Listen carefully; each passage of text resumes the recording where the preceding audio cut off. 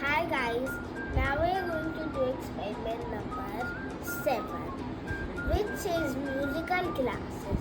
For that we need glasses and water.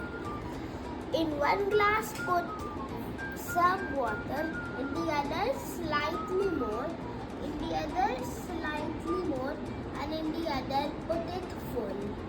And then take any pencil and then hit the glasses. But don't hit them too fast, otherwise they can break because they're made out of glass. So hit them like this. As all of them make a different sound from here, they also make a different sound from here. Even a different sound from here.